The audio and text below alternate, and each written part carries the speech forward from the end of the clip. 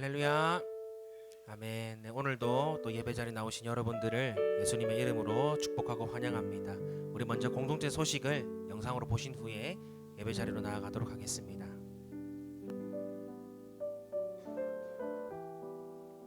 주만나로 새벽 기도를 진행합니다.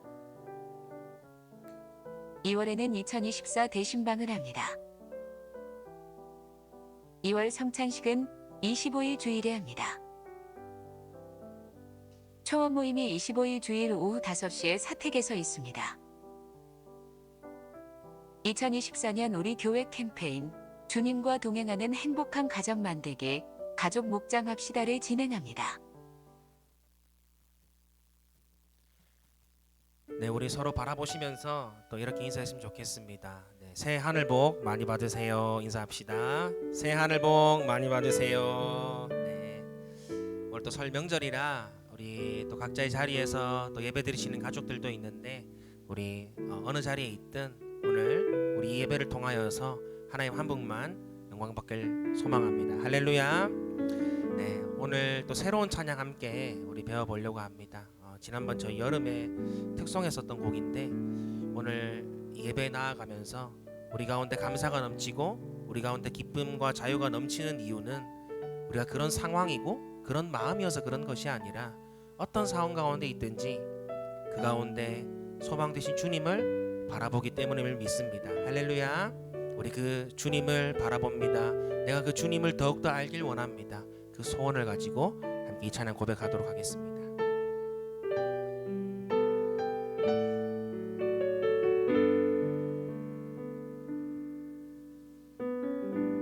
고난이 변하여 기쁨 됨은 고난이 변하여 기쁨 됨은 임마누엘 주님만 바라봄이라 고통이 변하여 평안 됨은 소망 되신 주님만 바라봄이라 가난이 변하여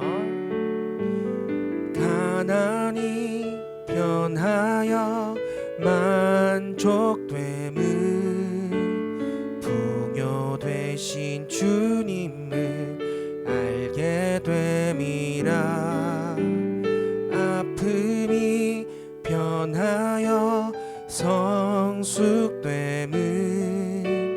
주님의 마음을 알게 됨이라 그런즉 모든 것이 은혜요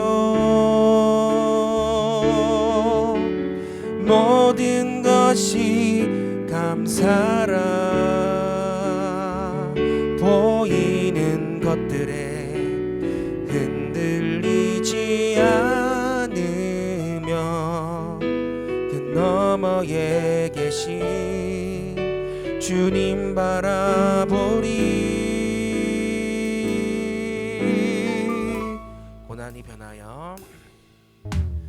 고난이 변하여 기쁨 됨은 임마누엘 주님만 바라봄이라 고통이 변하여 평안 됨은 소망 되신 주님만 바라봄이라 가난이 변하여 만족됨은 풍요 되신 주님을 알게 됨이라 아픔이 변하여 성숙됨은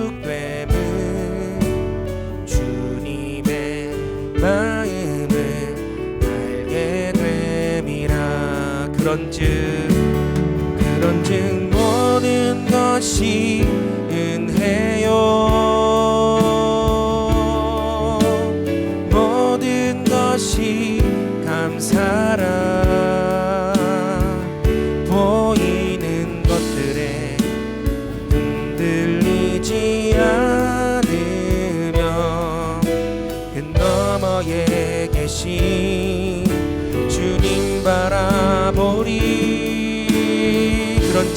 그런즉 모든 것이 은혜요 모든 것이 감사라 보이는 것들에 흔들리지 않으며 그 너머에 계신 주님 바라보리. 우리의 목소리를 높여서 모든 것이 은혜요 모든 것이 보이는 것들에 흔들리지 않으며 보이는 것들에 흔들리지 않으며 그 너머에 계신 주님 바라보리. 그런즉 모든 것이 은혜요 모든 것이 감사라. 지금은 모든 것 다 이해할 순 없지만 주님 만날 그날에 내 눈물 닦아주시고 영원한 안식 누리며 살리. 할렐루야. 그 어떤 상황 가운데서도 우리의 소망 되신 주님을 바라보길 원합니다. 그 주님이 우리의 기쁨이 되시며 우리의 감사가 되심을 믿습니다. 할렐루야. 아멘.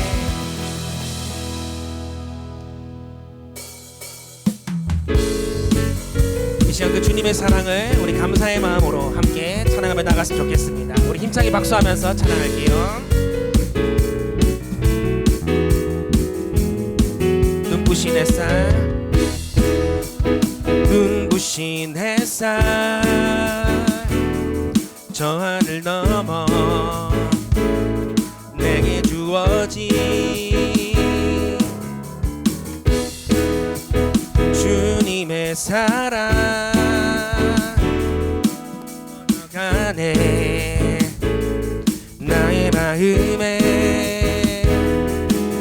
나 얻었네 변함없는 그 사랑 내 안에 기쁨의 노래 줄 수가 없네 주님의 사랑 바람에 실리는 때 찾아와 그 사랑에 향기가 내 맘 가득해 주님의 은혜 미쳐 흐르며 내게 다가와 그 사랑의 열매로 내 맘 채우네.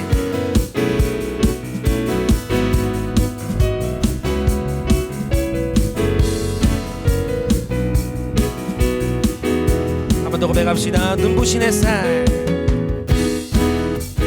눈부신 햇살 저 하늘 넘어 내게 주어진 주님의 사랑 깊어져가네 나의 마음에 나 얻었네 변함없는 그 사랑 내 안에 기쁨의 노래 멈출 수가 없네 주님의 사랑 바람에 실리는 때 찾아와 그 사랑의 향기가 내 맘 가득해 주님의 은혜 부비쳐 흐르며 내게 다가와 그 사랑의 향기로 내 맘 깨우네 나 얻었네 변함없는 그 사랑 내 안에 기쁨의 노래 멈출 수가 나 얻었네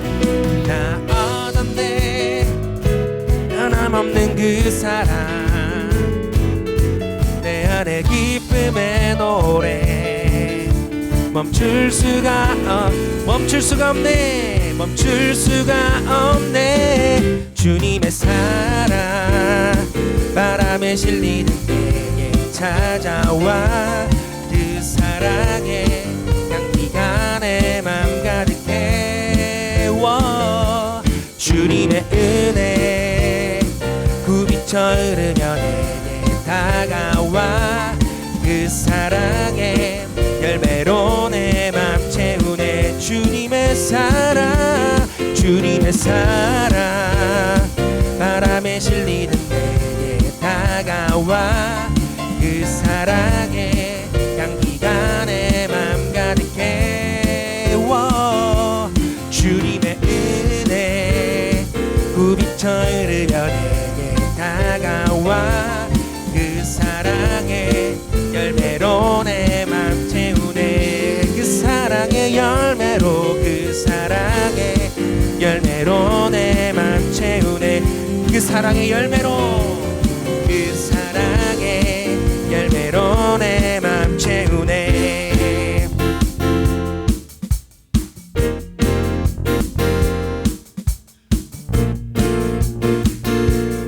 주님의 사랑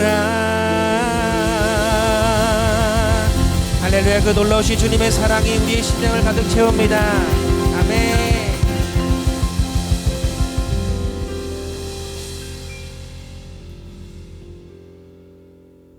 우리 지난주에 함께 찬양했던 하나님의 세계 같이 고백하도록 하겠습니다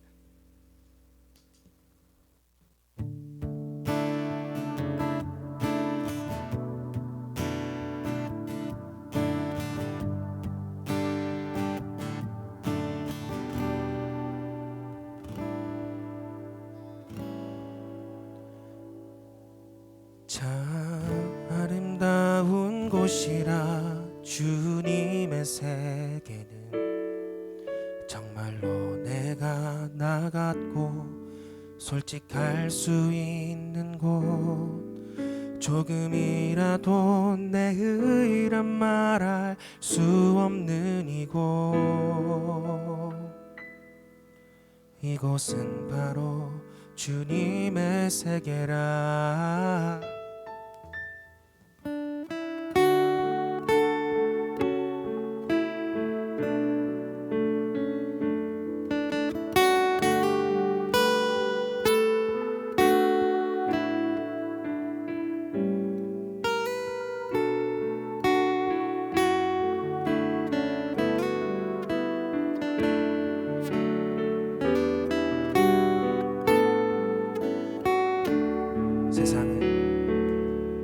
세상은 항상 말하네 그 길이 아니라고 곱디고 온 길이 있는데 왜 힘들게 사냐고 단순한 선택조차 내겐 버겁기만 한 곳 그래도 나는 주님만 따르리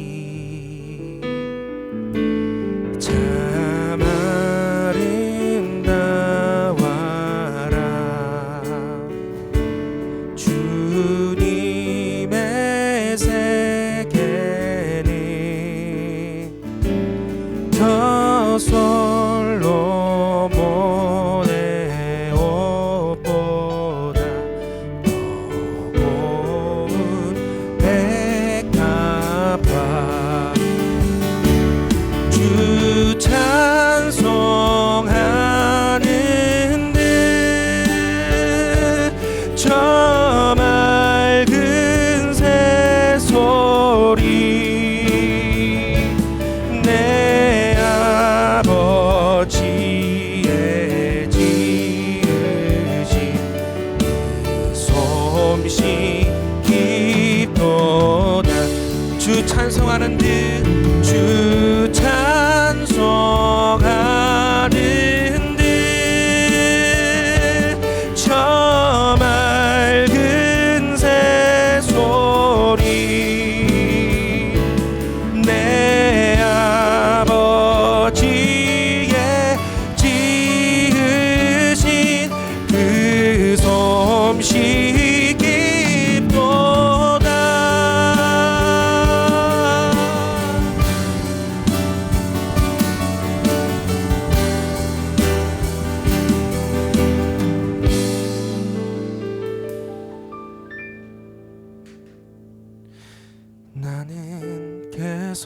걸어갑니다.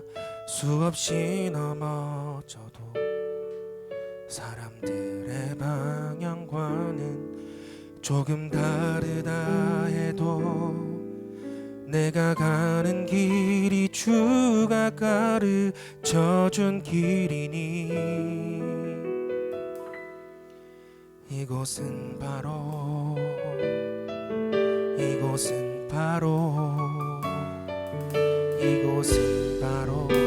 주님의 세계라. 할렐루야. 주님과 함께한 그 모든 것들이 바로 하나님의 세계임을 믿습니다.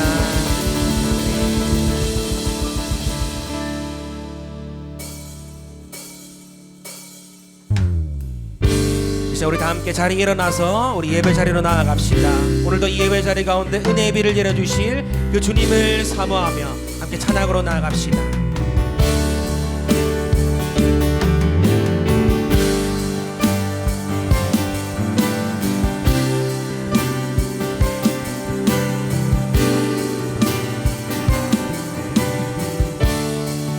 그가 구름으로 하늘을 덮으시며 땅을 위하여 비 준비하시니 그가 구름으로 하늘을 덮으시며 땅을 위하여 비 준비하시니 그가 구름으로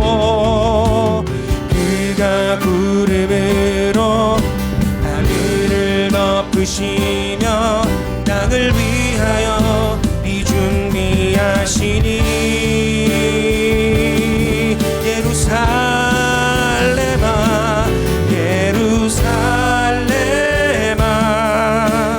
여호와를 찬송할지어다. 내 하나님을 감사함으로 그 앞에 나가며 주인대 앞에 경배. 예루살렘아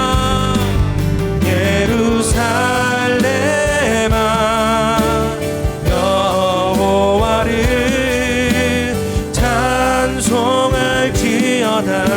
내 하나님을 감사함으로 그 앞에 나가며 주인제 앞에 경배. 주인제 앞에 경배할지어다. 주인제 앞에 경배. 주인제 앞에 경배.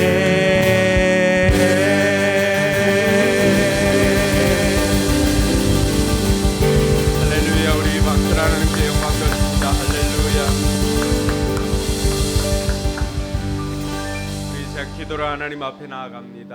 먼저 하나님의 영광이 이곳에 가득하도록 위에서 기도하시고, 또 한 가지 기도할 것은 여러분의 마음 속에 하나님의 영으로 충만하게 해주셔서 우리 힘으로 할 수 없는 일들도 하나님의 능력으로, 하나님의 영이 우리 가운데 임하면 우리가 할 수 있음을 고백하며, 하나님 내 힘으로 할 수 없는 이 문제를 하나님 도와주시옵소서. 그것이 가정의 문제든 관계의 문제든 자녀의 문제든 어떤 문제라 할지라도 내게는 문제가 되지만 하나님에게는 문제가 되지 않기에 하나님 앞에 맡기고 나아갈 수 있기를 바랍니다. 육신의 연약함으로 고통하는 우리 이웃들을 위해서도 이 시간 함께 마음을 모아서 같이 한번 기도하겠습니다. 하나님 아버지 안에 감사합니다. 우리를 사랑해 주셔서 오늘도 하나님 앞에 나와 예배자로 설 수 있도록 인도해 주시니 감사를 드립니다. 하나님, 우리가 드리는 이 예배를 하나님께서 기쁘게 받아 주시옵소서. 이곳에 하나님의 영으로 충만하게 하여 주시옵소서. 먼저 우리의 죄악을 하나님 앞에 회개하오니 하나님 우리를 용서하여 주시고 우리에게 하나님의 영으로 충만케 하여 주시옵소서. 그리하여서 힘으로 능으로 아니 되는 일들이 여호와의 신으로 말미암아 된다고 하셨사오니 오늘도 아버지 하나님, 하나님의 영으로 우리 가운데 충만케 하여 주셔서 우리 힘으로 해결할 수 없는 일들이 하나님의 능력으로 해결되어지게 하여 주시옵소서. 아버지 하나님, 연약한 우리 이웃들을 돌아봅니다. 그들에게 하나님의 사랑을 전합니다. 아버지 하나님, 우리가 하나님의 손과 발이 되어서 하나님의 그 사랑을 가지고 우리 이웃들에게 나아가서 전할 수 있도록 하나님 도와주시옵소서. 겸손히 하나님 앞에 나아갑니다. 하나님께서 오늘 또 우리가 드리는 예배를 기쁘게 받아주셔서 우리 한 사람 한 사람 심령 가운데 하나님의 영으로 충만케 하여 주시고 우리의 삶의 고단한 문제들이 해결되어지는 것을 경험케 하여 주시옵소서. 주님께서 영광 받아 주시옵소서. 수고하고 무거운 짐진 자를 초청하시는 하나님 아버지, 은혜 감사합니다. 오늘 또 하나님의 그 초청에 힘입어 이 자리에 나왔습니다. 오늘 또 우리에게 주어진 모든 무거운 짐들을 내려놓고 하나님께서 주시는 참 평강과 또 쉼을 누리고자 하오니 이 시간 우리에게 은혜를 베풀어 주시옵소서. 아버지 하나님, 삶의 고단한 문제들을 하나님 앞에 아뢰오니 하나님께서 들으시고 응답하여 주셔서 하나님께서 주시는 기쁨이 충만케 하여 주시옵소서. 아버지 하나님, 우리의 연약한 이웃들을 돌아보면서 하나님의 마음을 가지고 하나님의 손과 발이 되어서 낮은 곳으로 흐르는 그 사랑을 우리가 실천하고자 하오니 하나님, 우리를 사용하셔서 이 땅 가운데 하나님의 사랑이 스며들게 하여 주시옵소서. 오늘 또 이 드려지는 예배를 하나님께서 기쁘게 받아주시옵기를 간절히 바라고 원하오며 거룩하신 예수님 이름으로 기도드리옵나이다. 아멘.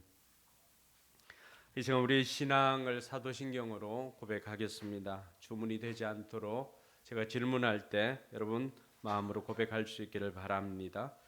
여러분들은 누구를 믿습니까? 나는 전능하신 아버지 하나님, 천지의 창조주를 믿습니다. 여러분들은 누구를 믿습니까? 나는 그의 유일하신 아들 우리 주 예수 그리스도를 믿습니다.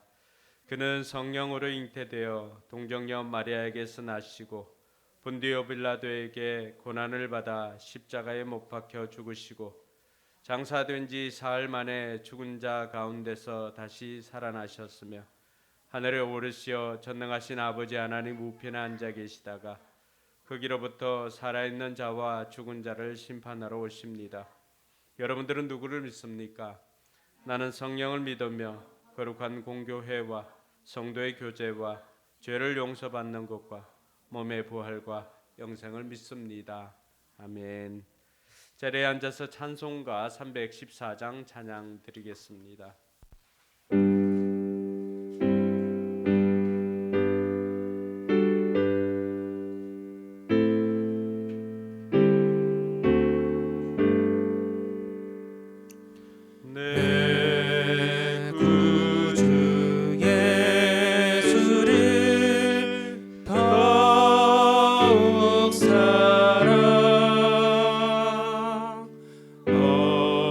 엎드려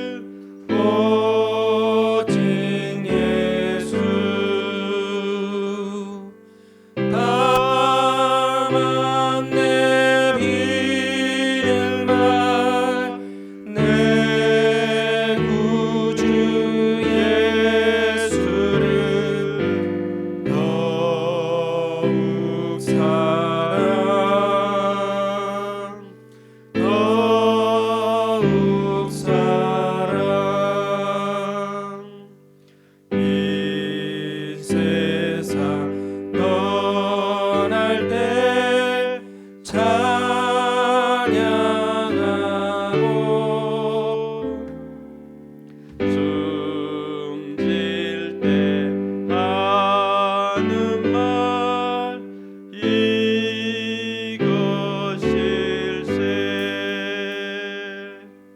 다만 내리는 말 내 구주 예수를 더욱 사랑 더욱 사랑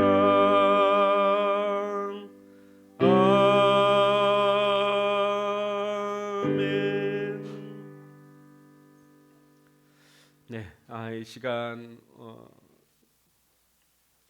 우리 주님께서 가르쳐 주신 기도로 대표 기도를 대신하고자 합니다. 우리 주기도문으로 함께 고백하겠습니다.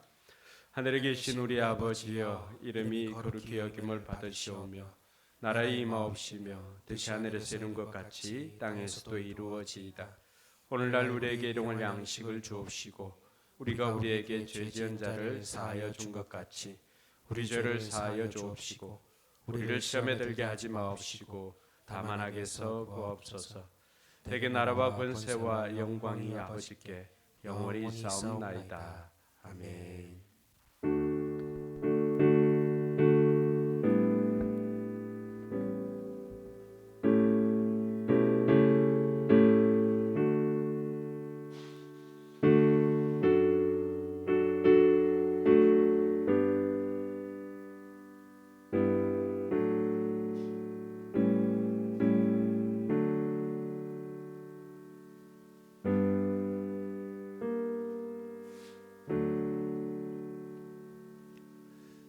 이 시간에는 우리 사랑합니다 나의 예수님 고백하면서 준비한 예물 봉헌하도록 하겠습니다.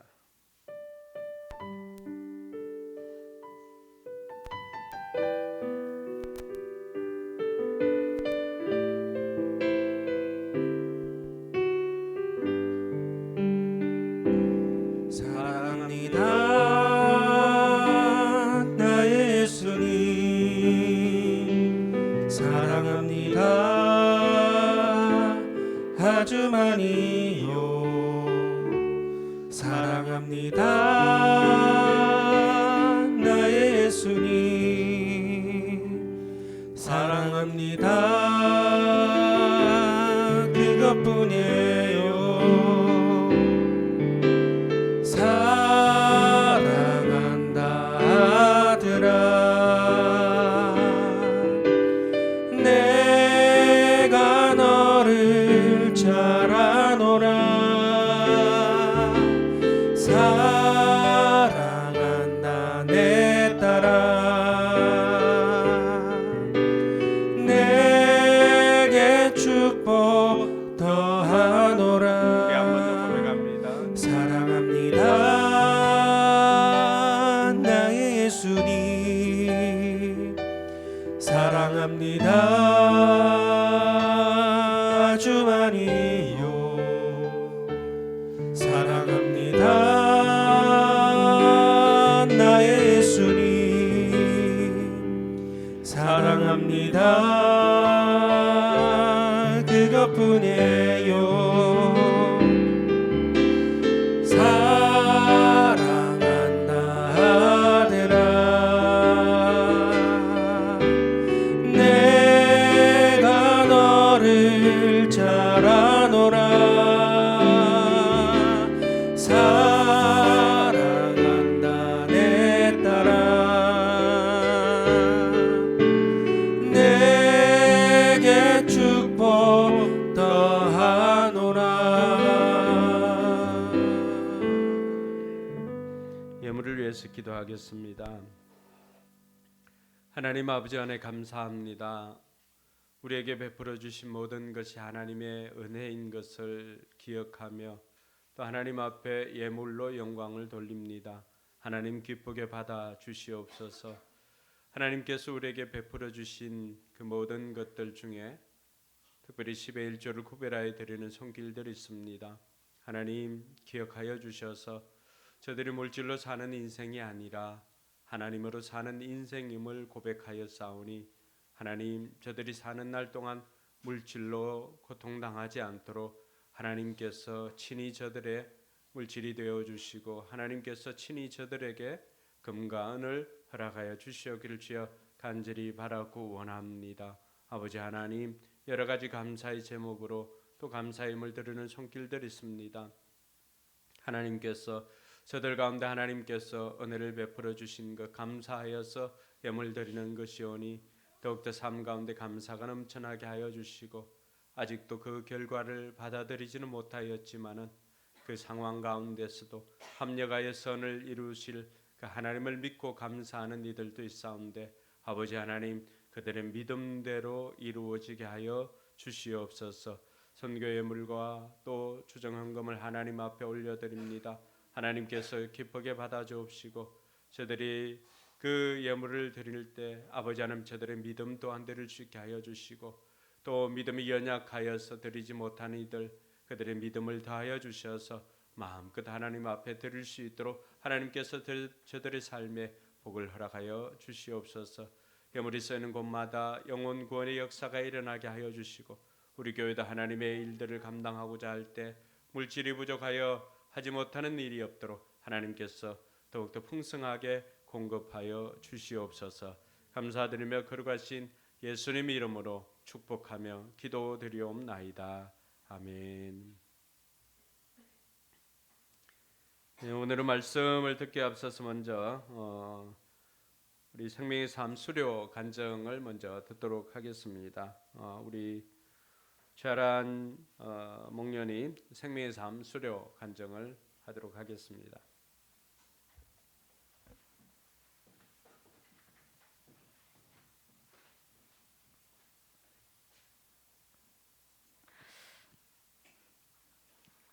생명의 삶을 처음 수강한 것이 약 10년 전 일로 기억합니다. 나름 모태신앙으로 교회를 다닌 횟수는 오래되었지만 정작 하나님에 대해서는 많이 알지 못했고 경험을 바탕으로 성경을 이해하려 했기 때문에 하나님의 사랑을 오해하고 있었던 저는 생명의 삶을 통해 진짜 하나님의 사랑을 마주하게 되었습니다. 사실 처음에는 감동도 있었지만 이전에 믿고 있었던 것이 잘못되었다는 것을 깨닫게 되었을 때 혼란스러운 감정도 함께 들었던 것 같습니다. 새로 알게 된 것이 마음으로 단번에 믿어지지 않았기 때문입니다. 하지만 포커스 교회에서 지금까지 신앙생활을 하면서 가랑비처럼 하나님의 사랑을 삶으로 경험하게 해주신 덕분에 어느새 과거의 불안함과 의문은 자연스럽게 사라지게 되었습니다. 두 번째로 듣는 생명의 삶은 너무 오랜만이라 어떨지 기대가 되었습니다. 신앙생활의 기본기를 다지는 시간이라고 생각했기 때문에 다시 초신자의 마음으로 돌아가 기본을 잘 배우자고 다짐했습니다. 확실히 고개를 끄덕이며 이해가 되는 부분이 많아졌고 아, 이런 내용이 있었지 하며 다시 기억나는 부분도 있었습니다. 특히 이스라엘의 역사에 대한 내용을 배울 때 너무 먼 얘기 같아 와닿지 않았던 부분들이 지금은 재미있게 느껴질 때가 더 많았습니다. 이런 배경 지식이 성경을 더 잘 이해할 수 있고 그로 인해 하나님의 사랑이 더 많이 느껴진다는 것을 알게 되었기 때문입니다. 삶 공부에서 가장 부담이 되었던 것은 숙제와 시험이었습니다. 바빠서 시간적인 여유가 없는 데다 12월부터 가족들이 돌아가며 병치레를 하느라 정신이 없어 사실 숙제가 많이 밀렸습니다. 밤늦게 밀린 숙제를 하러 갈 때는 부담스러운 마음으로 책상에 앉았지만 신기하게도 성경을 읽고 요약을 하다 보면 다음 내용이 궁금해지기도 하고 말씀이 이해되며 뭉클한 감동이 오기도 해서 조금만 쓰고 자야겠다는 처음 계획과는 달리 오랫동안 집중할 수 있었습니다. 특히 로마서와 요한 1서가 재미있었는데 로마서를 읽을 때에는 삶의 도전이 되기도 하였지만 바울이 어떤 마음으로 편지를 썼는지 마음이 느껴져 감동이 있었습니다. 또 요한 1서를 읽을 때에는 담대한 마음을 주셔서 제 안에 습관처럼 생겨나는 두려움을 떨쳐낼 수 있었습니다.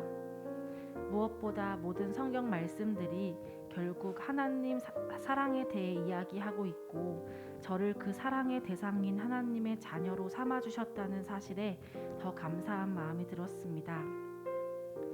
두 번째 생명의 삶을 수료하였지만 이제부터 진짜 삶 공부를 하며 배운 것을 저의 삶 안에 녹여내는 시간이 필요할 것 같습니다. 생명의 삶 기간 동안 저에게 여러 방면으로 하나님의 사랑을 더 깊이 느끼게 해주신 것 같이 저도 하나님을 사랑하고 이웃을 사랑하는데 더욱 힘쓰며 살도록 하겠습니다. 감사합니다.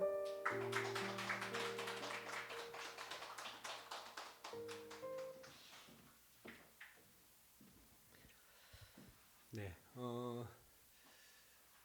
공부를 못해서 재수강한 게 아니라 목장 식구 중에 또 VIP가 있는데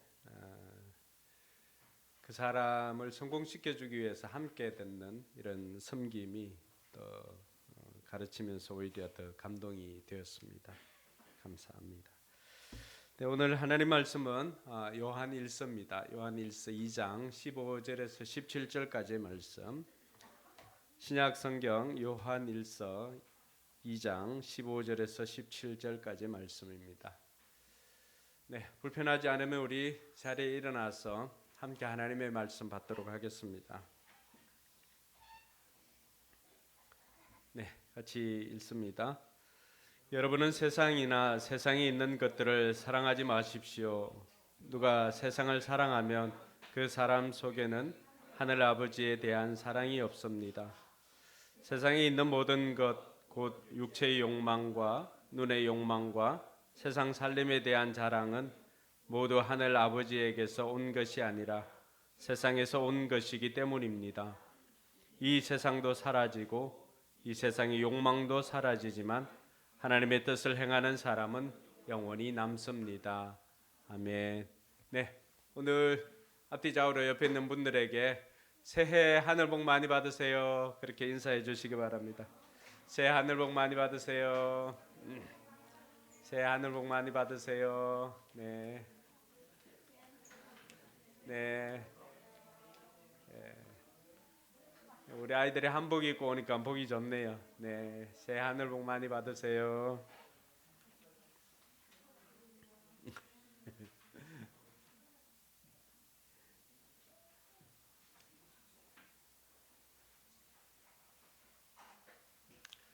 네, 우리가 무엇을 할 때 재미를 못 느끼는 사람들이 있습니다.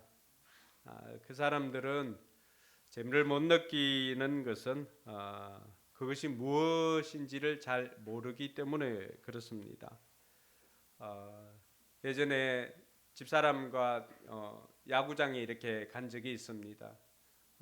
야구장에 가서 야구에 대해서 아무것도 모르면은 저 사람들이 왜 저렇게 뛰는지, 사람들이 뛰고 공을 잡았는데 사람들이 왜 박수를 치는지 도무지 알지 못하면 재미를 느끼지 못합니다. 그런데 이 야구에 대해서 조금씩 알아가다 보면은 그 상황이 재밌어지고 그 상황을 즐기게 되는 것입니다. 교회 생활도 마찬가지입니다. 제가 처음 신앙 생활했을 때 대학교 2학년 때 집사람 따라서 이제 교회를 처음 갔습니다. 교회를 가도 성경에 대해서 잘 모르고 또 교회 생활에 대해서 잘 모르니까 그냥 옆 사람 눈치만 이렇게 봅니다. 저 사람이 어떻게 하는가, 저 사람이 어떻게 하는가. 그것을 보고 따라만 하게 되는 것입니다. 주일에 교회를 와도 또 주중에 신앙생활을 어떻게 해야 되는지 이런 것은 전혀 생각하지도 못하고 그냥 교회를 다니는 정도였습니다. 그때도 제 마음에는 재미가 별로 없었습니다. 그런데 한 가지 재밌는 것은 집사람이 거기 있었기 때문에 집사람 만나는 것은 너무나 좋았습니다. 제가 이 말씀을 준비하면서 우리 성도들도 교회에 대해서 또 성경에 대해서 하나님에 대해서 또 신앙생활에 대해서 알지 못하면은 신앙생활이 재미가 없겠구나라고 하는 생각을 하게 되었습니다. 아이들도 학원에 오는 아이들도 있고 한데 그 아이들이 재밌어 하는 아이들은 성적이 좋은 아이들입니다. 그 아이들이 성적이 좋아서 재밌을까요? 그렇지 않습니다. 자기가 문제를 풀면서 아는 것이 많이 나와 있기 때문에, 아는 것이 많기 때문에 재밌고, 그 아는 것이 많기 때문에 성적도 좋은 것입니다. 우리 신앙생활도 마찬가지입니다. 신앙생활이 성장하지 않고 자라지 않는 이유는 신앙생활이 어떻게 해야 되는지를 잘 모르니까 재미가 없고 자라지를 않습니다. 그래서 왜 신앙생활이 자라지 않고 재미가 없을까 보니까 일단은 잘 모르니까 관심이 없는 것입니다. 그리고 또 하나의 이유는 세상과 세상의 것을 사랑하기 때문에 아직도 하나님의 것보다는 세상에 있는 것들이 더 재밌고 또 거기에 더 관심이 많기 때문에 하나님의 것에 대한 관심보다는 세상의 것에 대한 관심이 더 많기 때문에 신앙생활이 자라지 않는 것입니다. 그래서 요한이 오늘 우리에게 들려주는 것은 우리가 하나님과 또 그 형제들을 사랑해야 하지만은 우리에게는 세상을 사랑하지 말아야 된다라고 하는 권면을 오늘 해주고 있는 것입니다.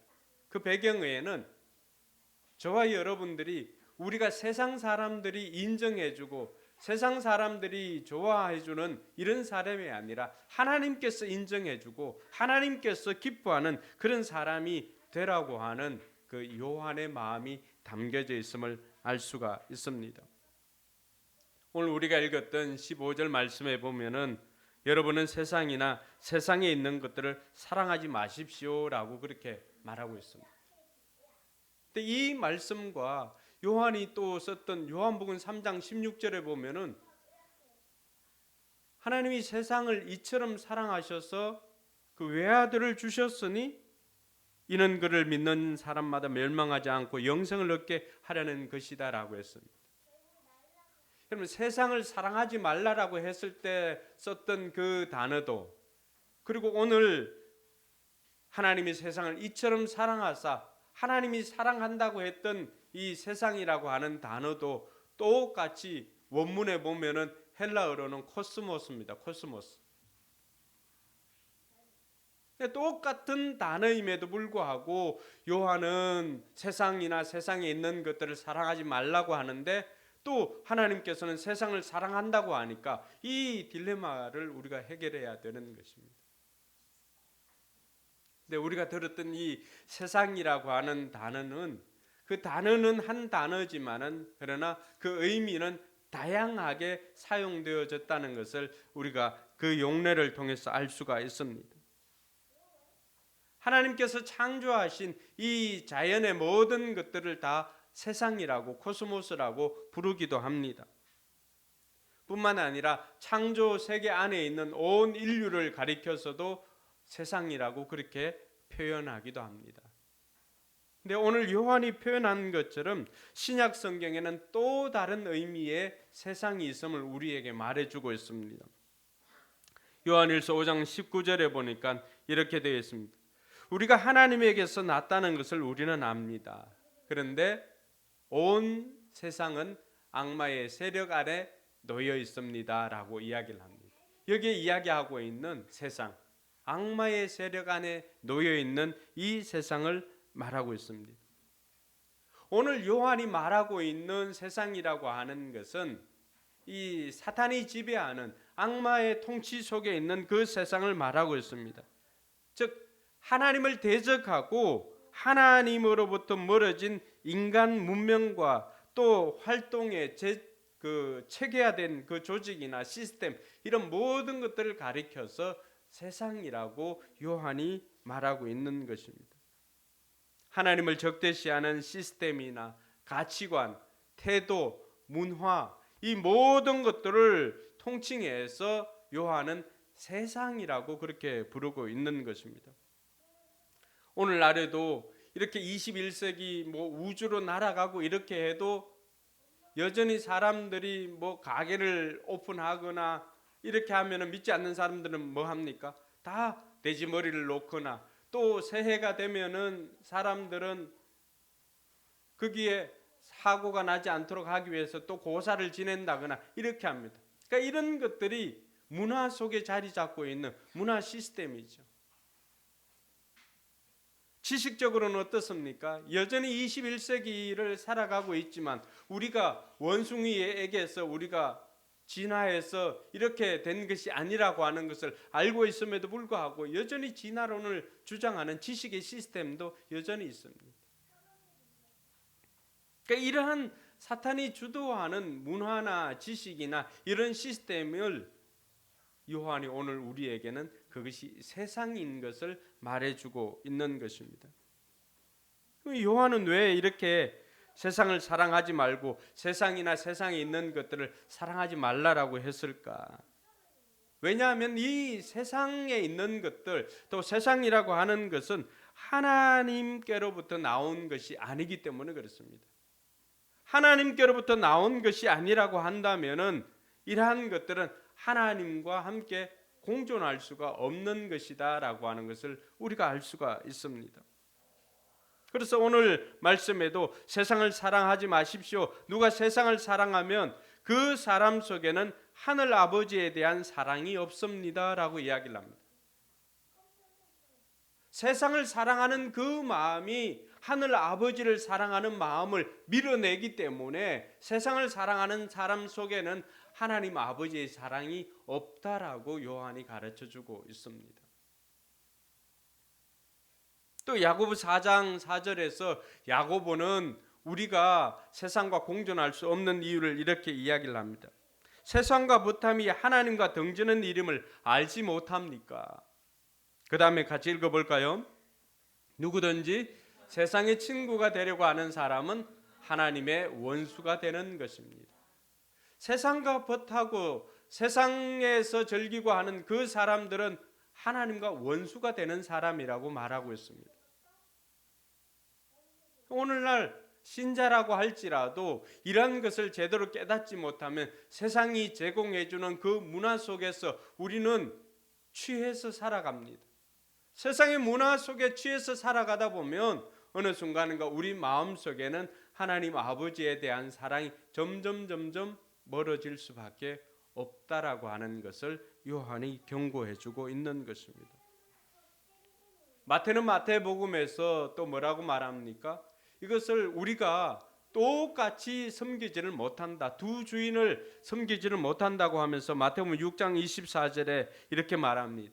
아무도 두 주인을 섬기지 못합니다. 같이 읽어볼까요?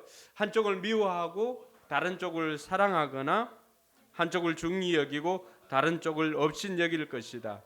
너희는 하나님과 재물을 아울러 섬길 수 없다.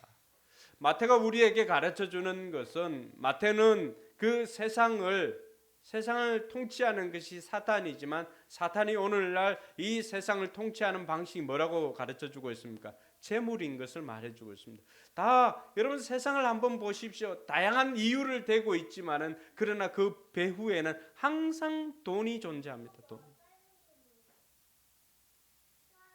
그래서 너희는 하나님과 재물을 겸하여 섬길 수 없다라고 합니다. 똑같이 섬길 수가 없다라고 하는 것입니다. 어느 것 하나를 마치 저울과 같습니다. 천칭저울처럼 이렇게 있는데 그것이 평형을 이루지는 못한다라고 하는 것입니다. 어떤 것 하나가 올라가면 하나는 내려오기 마련입니다.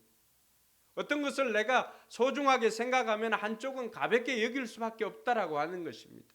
내가 세상을 사랑하면 하나님을 사랑하는 마음이 그만큼 멀어지기 때문에 그것이 가벼워진다라고 하는 것을 이야기를 합니다. 그러면서 하나님과 재물을 겸하여 섬길 수 없노라라고 이야기를 합니다. 오늘 세상 사람들 이야기가 아니지요. 요한이 오늘 말하고 있는 것은 교회를 다니고 있는 신자들에 대한 이야기입니다. 신자들도 마찬가지입니다. 많은 사람들이 세상과 양다리를 걸치고 있지만 그러나 그 속에는 엄밀히 따져보면 하나님을 사랑하는 그 마음보다도 세상을 사랑하는 마음이 더 많기 때문에 오히려 하나님과 원수가 되는 삶인 것을 경고를 해주고 있는 것입니다. 세상을 사랑하는 마음이 점점 커질수록 우리는 하나님을 사랑하는 마음을 우리는 계속해서 밀어낼 수밖에 없다라고 하는 것을 가르쳐주고 있는 것입니다. 그럼 왜 세상을 사랑하는 것이 그토록 문제가 될까? 세상이 가지고 있는 그 세상의 본질은 어떤 것인가? 오늘 요한은 세 가지 그 욕망에 대해서 우리에게 말해주고 있습니다. 먼저는 육체의 욕망입니다. 예전 우리가 개역 개정을 읽을 때는 육신의 정욕이라고 표현합니다. 육신의 정욕, 안목의 정욕, 이생의 자랑. 그 육체의 욕망. 여러분, 하나님께서 저와 여러분들에게 주신 육체 본능을 말하는 것이 아닙니다. 이 육체의 욕망은 타락한 죄성이 추구하는 만족을 말하고 있습니다. 하나님께서 주신 본능은 어떻습니까? 하나님께서 주신 본능은 모든 것들이 다 테두리가 있습니다. 바운다리가 있습니다. 하나님께서 우리에게 주신 욕구들이 다 있습니다. 생존 욕구들이 다 있습니다. 성적인 욕구도 있고요. 또 식욕도 있고요. 다 있습니다. 그런데 오늘 요한이 말하고 있는 이 육체의 욕망은 하나님께서 생존을 위해서 우리에게 주신 그 테두리를 벗어나는 과도한 욕심을 이야기를 하는 것입니다. 그래서 결혼이 주는 성이 아니라 선을 넘는 불륜에 대한 그 이야기들을 하고 있는 것입니다. 선을 넘는 과도한 욕구, 그 육체의 욕망 가운데 살아가는 사람들이 너무나 많이 있다라고 하는 것을 말해주고 있는 것입니다. 여러분, 세상을 한번 돌아보십시오. 우리가 감히 알지 못하는 일들이, 여러분 요즘 시대 드라마를 보면 어떻습니까? 드라마 잘 보지는 않지만은 그게 나오는 내용들이 무수히 많은 육체의 욕망들을 정당화하는 것들이 얼마나 많이 있습니까?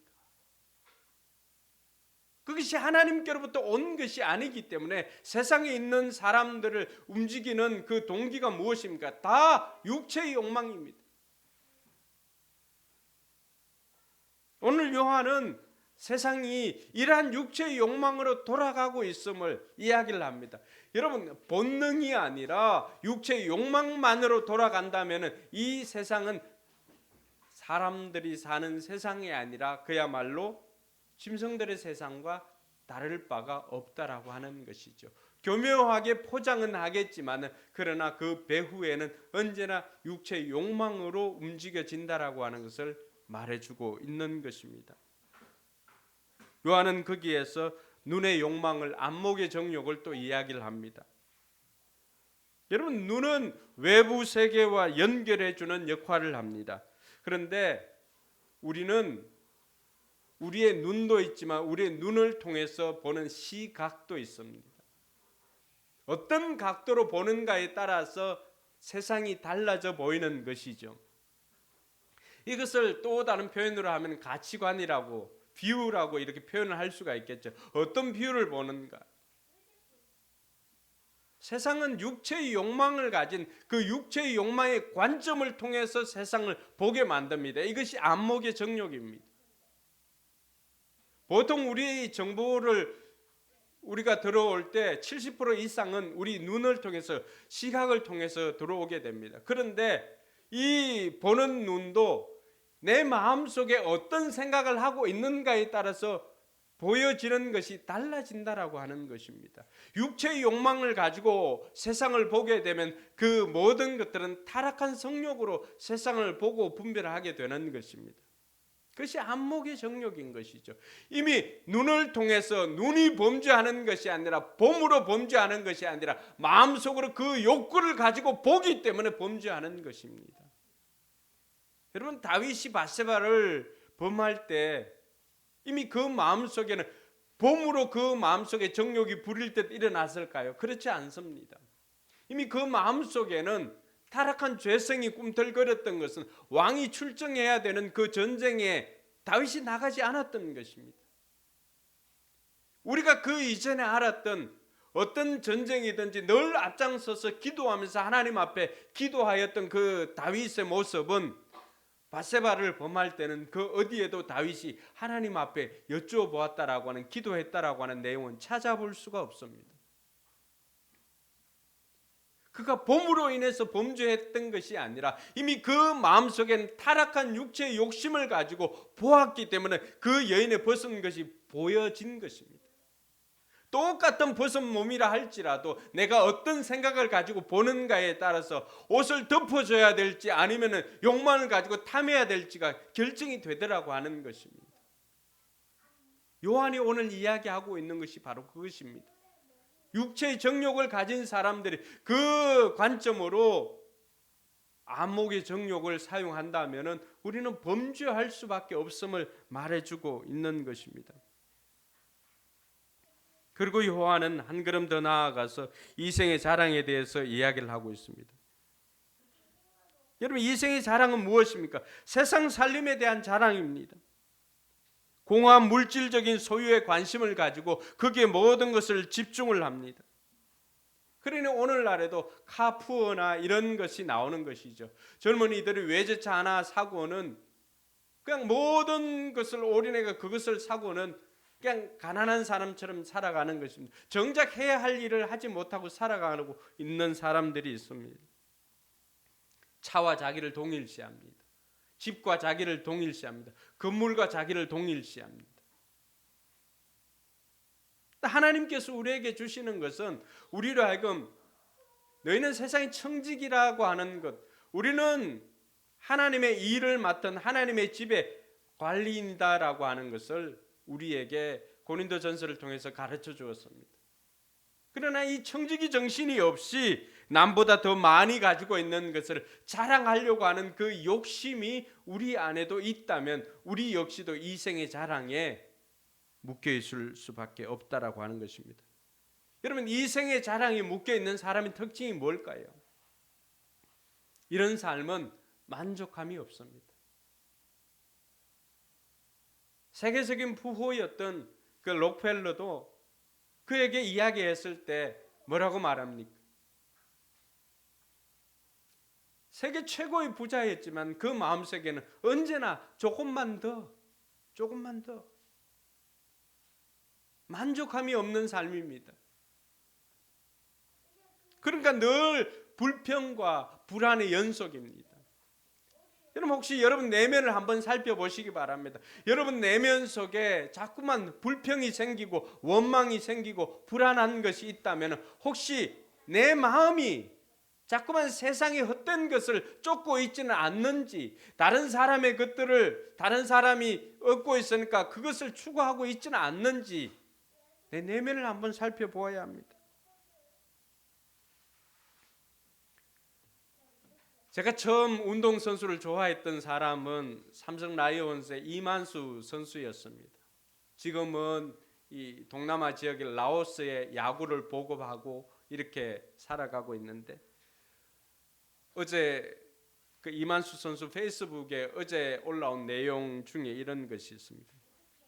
자기는 아마추어와 프로 생활할 때 팬들이 환호해주고 열광해주고 하는 그 모습이 참 이만수인 줄 알고 살았다고 이야기를 합니다. 그러다가 1997년에 삼성에서 방출을 당해가지고 다른 데 갈 데가 없어서 미국으로 그냥 홀로 코치 연수를 떠나갔습니다. 그 미국 생활을 하면서 깨달았던 것이 팬들이 환호하고 열광하는 이만수가 진짜 이만수가 아니라 그것은 허상에 불과했다라고 고백을 하고 있습니다. 세상 사람들이 붙여준 가짜 이만수였다라고 그가 고백하고 있습니다. 그런데 지난 날에는 쉽게 사라지고 없어지는 허상이 전부인 양 밤잠을 설치면서 그들의 환호에 목말라 했다라고 하는 것입니다. 나의 지난 삶은 지금까지 영원히 살 것처럼 살아왔지만 늙지도 않고 영원히 빛나는 현역 시절인 줄 알았다. 오늘이 지나면 당연히 내일이 올 것처럼 살아왔고 세상의 영광만을 위해서 달려온 지난 날이었다. 이 세상에서 영원할 것 같은 것들이 어느 순간인가 영원하지 않다는 것을 뒤늦게 깨달았다. 그리고는 비로소 참 이만수를 찾기 위해서 그는 삶의 본질을 추구했음을 고백하고 있습니다. 오늘 이 세상을 살아가는 수많은 사람들이 이런 허상을 쫓고 있습니다. 그것이 마치 자기의 본 모습인 것이냐. 많은 슈퍼스타들이 그렇게 살아가고 있고요.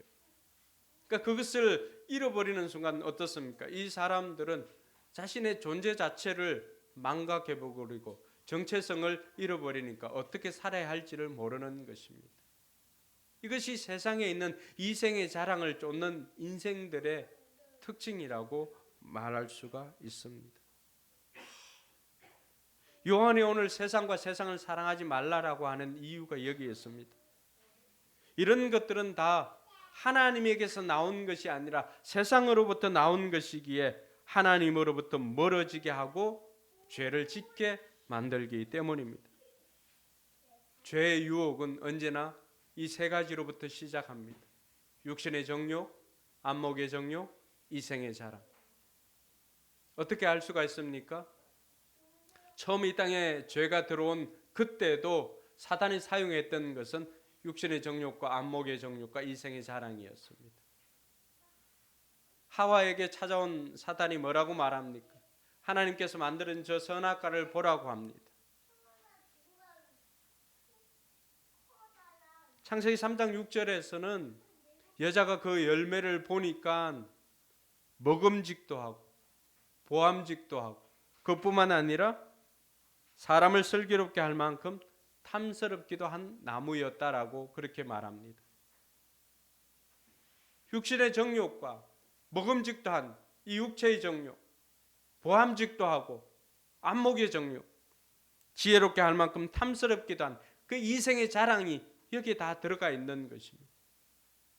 처음 범죄할 때도 사탄이 사용했던 세상의 전략은 육신의 정욕과 안목의 정욕과 이생의 자랑이었다라고 하는 것입니다. 그러니 이러한 것들은 하나님께로부터 자꾸만 멀어지게 만드는 것입니다. 여러분, 놀랍게도 예수님께서 공생애를 시작할 때 성령 충만하여서 처음 나간 곳이 광야로 이끌려 나갔습니다. 그곳에서 사탄이 예수님을 유혹을 합니다. 사탄이 예수님을 유혹할 때도 동일한 것이었습니다. 먼저 뭐라고 말합니까? 이 돌덩이를 떡덩이가 되게 해보라. 육체의 욕망을 자극한 것입니다. 40일을 굶었으니까 얼마나 배가 고프겠습니까? 그런데 네가 만약 하나님의 아들이거든 이 돌덩이를 변화해서 떡덩이가 되게 하라. 여러분, 예수님께서는 자신의 하나님의 아들인 것을 사탄에게 증명할 필요가 없는 존재입니다. 그러나 사탄은 육체의 안목을 사용해서 육체의 정욕을 사용해서 예수님을 무너뜨리려고 합니다. 그 순간 예수님이 욱해서 봐라 하고는 떡을 만들었다면 어떻게 될까요? 그 떡을 만든 기적이 중요한 것이 아니라 사탄의 계략에 넘어가게 되는 것입니다. 그 다음에 안목의 정욕은 어떤 것이었습니까? 높은 곳에 올라가서 천하만 나한테 절을 하면 이 다 주겠다고 하는 것입니다. 육체의 욕망을 자극할 뿐만이 아니라 보는 것으로 말미암아서 안목의 정욕입니다. 그리고는 높은 꼭대기에 들어가서 올라가서 뛰어내리라. 그러면은 사람들이 천사들이 와서 너를 받아줄 것이다 라고 이야기를 합니다. 이생의 자랑이죠. 가장 높은 곳에 올라가라는 것입니다. 여러분, 정말 놀라운 것은 예수님께서는 이 세 가지 시험을 넘어서고 난 다음부터 뭘 했습니까? 공생애를 시작했다라고 하는 것입니다. 우리가 하나님의 일들을 감당하고자 할 때 무릇 하나님의 사람들은 예수님처럼 말씀으로 이 세 가지를 넘어서게 되기를 주님의 이름으로 축원합니다. 요한이 오늘 우리에게도 다시 권면하는 것이 그것입니다. 예수님께서 공생애를 시작할 때도 이 세 가지 유혹을 넘어섰음으로 말미암아 공생애를 시작했는데 하나님의 일들을 감당하고자 하는 여러분들도 이 세 가지 유혹을 넘어서야만 합니다. 세상을 사랑해서는 우리가 하나님의 일들을 감당할 수가 없습니다라고 말해주고 있는 것입니다. 뿐만 아니라 17절에 보니까 이 모든 것들이 다 지나감을 이야기를 합니다. 17절 같이 한번 볼까요? 이 세상도 사라지고 세상의 욕망도 사라지지만 하나님의 뜻을 행하는 사람은 영원히 남습니다. 여러분, 이 세상도 사라지고 세상에서 나왔던 육체의 욕망이나 안목의 욕망이나 그리고 이생의 자랑, 이러한 욕망도 다 사라진다라고 이야기를 하고 있습니다. 요즘 많은 사람들이 이 회자되고 있는 그 평준화의 법칙, 40대는 욕망이 평준화가 되고 50대는 많이 배운 사람이나 또 뭐 적게 배운 사람이나 그것으로 사는 것이 아니라 자신이 지금까지 살아온 경험이나 이런 것들로 살아가니까 지식의 평준화가 일어난다고 합니다. 60대 아무리 땡기고 뭐 이렇게 짚고 이렇게 해도 60대가 되면 미모의 평준화가, 외모의 평준화가 일어난다고 합니다. 그때 되면은 뭐 예쁜 사람이나 그렇지 못한 사람이나 큰 차이가 없다라고 하는 것입니다. 70대는 성의 평준화가 일어난다라고 이야기를 합니다. 80대는 부의 평준화입니다. 많이 가진 사람이나 적게 가진 사람이나 살아가는 데는 큰 뭐 차이가 없다라고 이야기를 합니다. 90대는 생사의 평준화입니다. 언제 죽어도 생과 사가 뭐 언제 죽어도 이상할 것이 없는, 그리고 100대 때는 죽어서 자연 속에서 평준화가 일어난다라고 이야기를 합니다. 많이 있는 사람이나 적게 있는 사람이나 죽어서 흙으로 돌아가는 것은 큰 차이가 없다라고 이야기를 합니다. 왜 이런 것이 나올까요? 세상이나 세상에 있는 것들은 다 유한합니다. 언젠가는 사라질 것들입니다. 그러나 사라지지 않는 것이 있는데 그것은 바로 영원하신 하나님과 관계된 것만은 영원할 것이다 이야기를 하고 있습니다. 왜 우리가 이 세상을 사랑하지 말아야 될까요? 여러분, 이 세상에 있는 것들이나 이 세상에서 나온 욕심조차도 다, 그 욕망조차도 언젠가는 다 사라질 것에 불과하다는 것입니다. 우리가 조금만 지혜를 가지고 있다라고 한다면 여러분, 영원한 것을 사랑하겠습니까? 사라질 것을 사랑하겠습니까? 요한이 오늘 그것을 우리에게 다시 가르쳐 주고 있는 것입니다.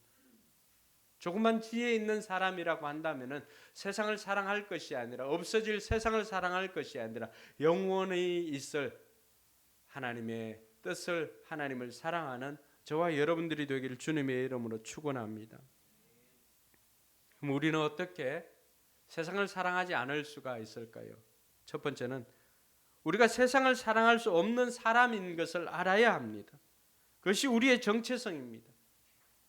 지난주에 살펴보았던 것처럼 12절에 보니까 뭐라고 말합니까? 자녀된 이 여러분, 내가 여러분에게 이 글을 쓰는 까닭은 그의 이름으로 여러분의 죄가 용서함을 받았기 때문입니다. 우리는 죄의 용서함을 받은 사람들입니다. 죄에 얽매일 사람들이 아니라 죄의 용서함을 받은 사람입니다. 그러니까 죄의 용서함을 받은 사람인 우리는 이 세상을 사랑할 사람들이 아닌 것을 말해주고 있습니다. 요한복음 15장 19절에는 좀 더 정확하게 이야기를 합니다. 같이 한번 읽어볼까요? 너희가 세상에 속하여 있다면 세상이 너희를 자기 것으로 여겨 사랑할 것이다. 그러나 너희는 세상에 속하지 않았고 오히려 내가 너희를 세상에서 가려 뽑았으므로 세상이 너희를 미워하는 것이다. 여러분, 우리가 세상에 속해 있지 않다는 것입니다. 우리가 세상에 속해 있지 않기 때문에 세상이 우리를 사랑하는 것이 아니라 우리를 미워한다라고 이야기를 합니다. 왜요? 예수님께서 저와 여러분들을 세상에서 뽑아서 우리를 하나님의 가족으로 불러주었기 때문입니다. 할렐루야. 그러니까 우리의 소속은 세상이 아니라 우리는 하나님 나라의 소속이므로 너희 소속을 정확하게 알아라고 하는 것입니다.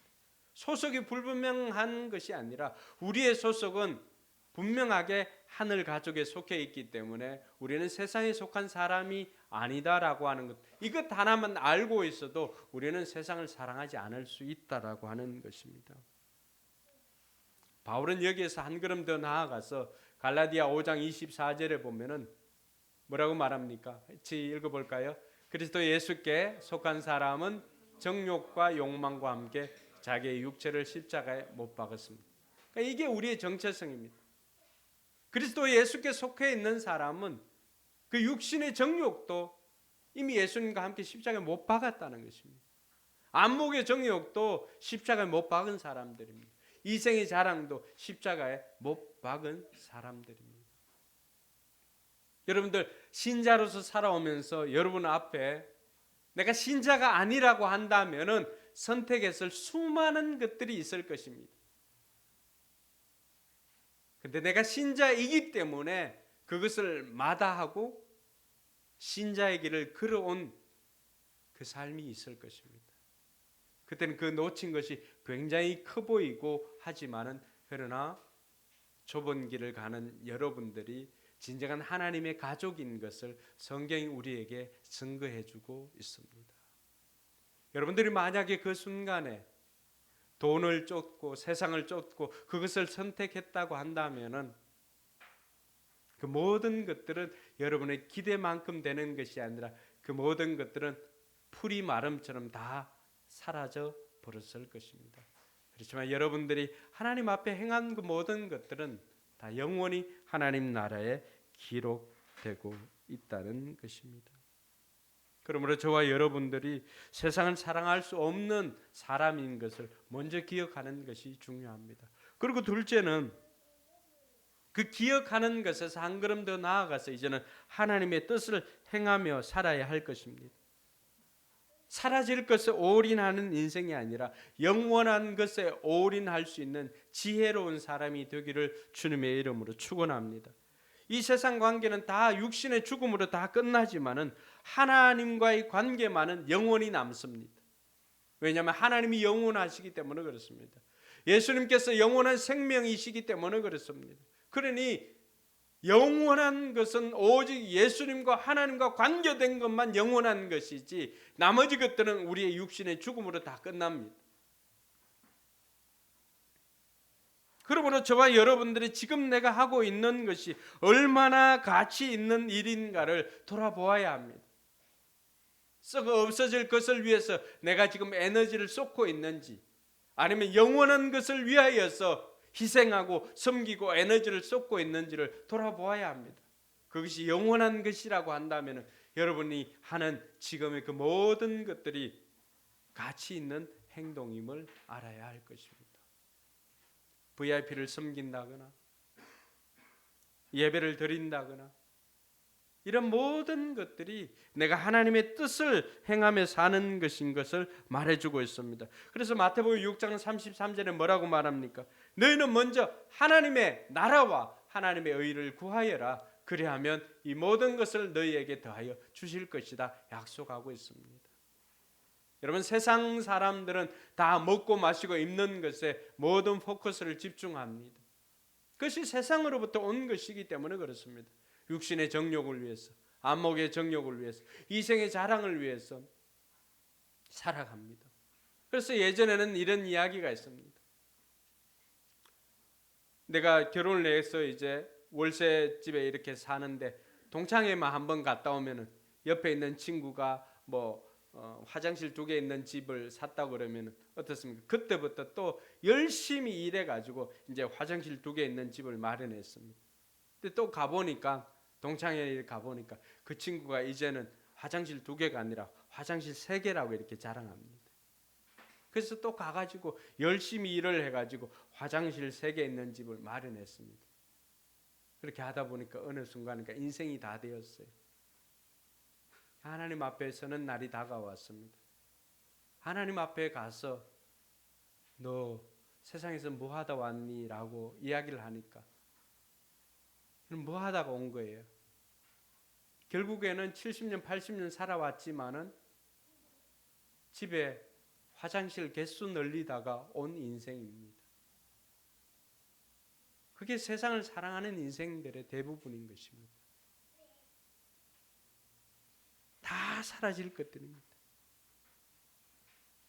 하나님께서 우리에게 가르쳐 주는 것은 그렇지만 너희들은 영원한 것을 추구하면서 먹고 마시고 입는 것들은 내가 너희들보다도 더 잘 아니까 그 모든 것들은 내가 더하여 주니까 너희들은 먼저 하나님 나라와 하나님 뜻을 위해서 살아라고 하는 것입니다. 영원한 것을 위해서 살면은 이 땅에 있는 것들은 하나님께서 책임져 주심을 믿으시기 바랍니다. 그것이 많은 믿음의 선배들이, 믿음의 사람들이 살아왔던 그 결과가 아니겠습니까? 그 삶으로 증언해 주는 것입니다. 우리가 세상을 쫓지 않고 하나님을 쫓아 살았더니 하나님께서는 우리가 구하지 않았던 것들도 이 땅에서도 풍성한 삶도 우리에게 허락해 주었다는 것입니다. 세상을 쫓는다면은 하나님도 잃어버리고 세상도 잃어버리지만 하나님을 쫓을 때는 하나님도 얻고 세상도 얻게 되는 이 지혜를 얻는 저와 여러분들이 되길 주님의 이름으로 축원합니다. 마지막으로 우리가 기억해야 할 것은 좀 더 적극적으로 우리가 하나님의 사랑과 이웃 사랑을 실천하며 살아야 합니다. 세상을 사랑하지 말라라고 하는 것이 목적일까요? 그게 목적이 아니라고 하는 것을 우리가 알잖아요. 뭘 위해서 세상을 사랑하지 말라라고 하는 것입니까? 두 개를 같이 동시에 사랑할 수 없으니까 하나님 사랑을 위해서, 하나님 사랑과 이웃 사랑을 위해서 세상을 사랑하지 말라는 것입니다. 그러니까 많은 사람들이 세상을 사랑하지 않는 것으로 만족해하며 살아갑니다. 정작 하나님께서 여러분들에게 원하는 것이 바로 그것일까요? 아닙니다. 하나님께서 우리에게 원하는 것은 세상을 사랑하지 않는 것에서 시작해서 이제는 좀 더 적극적으로 하나님 사랑과 이웃 사랑을 실천하라는 것입니다. 할렐루야. 사랑하는 성도 여러분, 이번 명절 어떻게 보냈습니까? 정말로 형제를 사랑하며 지냈습니까? 가족을 사랑하며 지냈습니까? 여러분, 형제 자매를 사랑하는 것이 곧 하나님 사랑이라고 하는 것을 우리에게 말해주고 있습니다. 그렇게 살지 못했다고 한다면은 아직 하루 이틀이 남아 있습니다. 이 이틀 동안 여러분 오늘 말씀을 듣고 영원한 것은 여러분들이 예수 그리스도 이름으로 형제 자매를 사랑하는 것입니다. 이웃을 사랑하는 것입니다. 내 몸이 아닌 모든 대상들이 다 우리의 이웃입니다. 하나님 사랑하는 것처럼 여러분들이 여러분 몸을 사랑하는 것처럼 이웃을 사랑하는 이번 한 주간이 되기를 주님의 이름으로 축원합니다. 큰 것이 많은 것이 아닙니다. 지금 내 옆에 있는 사람, 지금 내 곁에 있는 그 사람을 하나님의 사랑으로 품고 사랑해 주는 것입니다. 그것이 요한이 우리에게 가르쳐 주고 있는 것입니다. 세상을 사랑하지 않는 것에 만족하는 것이 아니라 좀 더 나아가서 좀 더 적극적으로 하나님을 사랑하고 형제를 사랑하는 것, 이것이야말로 천국에서 영원히 남고 영원히 빛나게 될 것임을 가르쳐 주고 있습니다. 이번 한 주간도 우리가 욕망 따라 사는 인생이 아니라 하나님의 뜻을 쫓아 살아가는 인생이 되기를 주님의 이름으로 축원합니다. 기도하겠습니다. 여러분, 어떤 것이 정말로 가치 있고 보람된 인생일까요? 그것은 바로 영원한 것을 추구하는 인생입니다. 영원한 것을 추구하는 인생이야말로 진정한 가치 있고 보람된 인생이라고 할 수가 있습니다.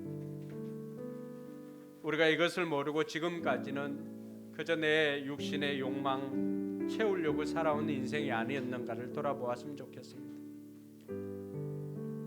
육체의 욕망이나 안목의 정욕이나 이생의 자랑을 위해서 사는 인생이 아니라 이제는 영원한 것을 추구하며 사는 인생이 되도록 이 시간 기도하면서 하나님 앞에 결단하기를 소망합니다. 기도하겠습니다.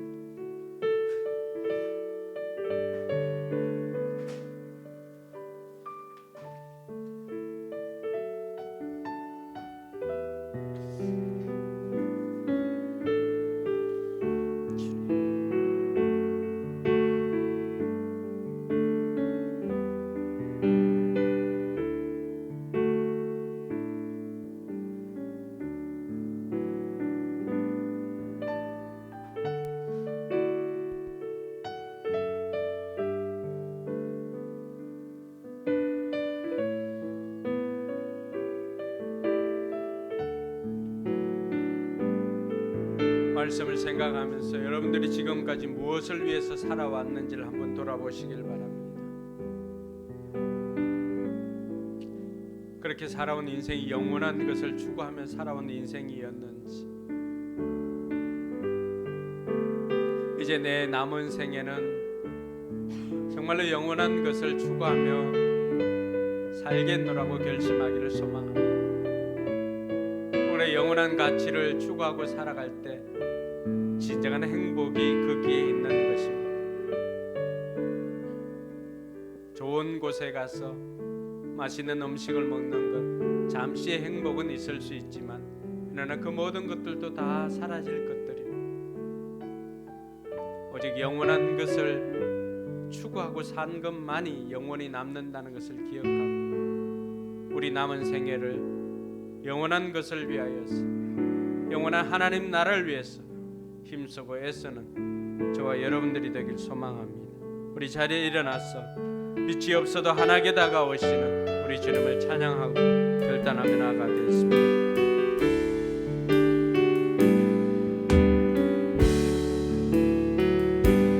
빛이 없어도 환하게 다가오시는 주 예수, 나의 당신이여.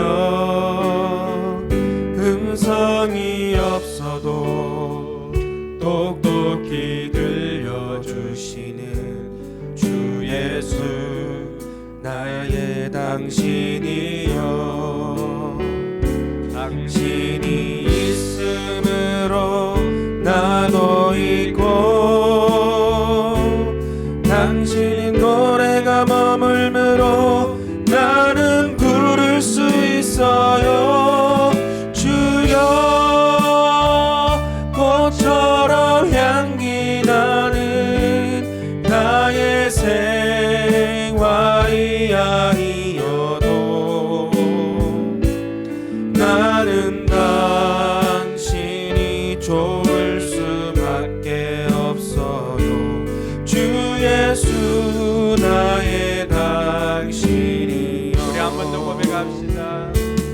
나는 없어도 환하게 다가오시는 주 예수, 나의 당신이여.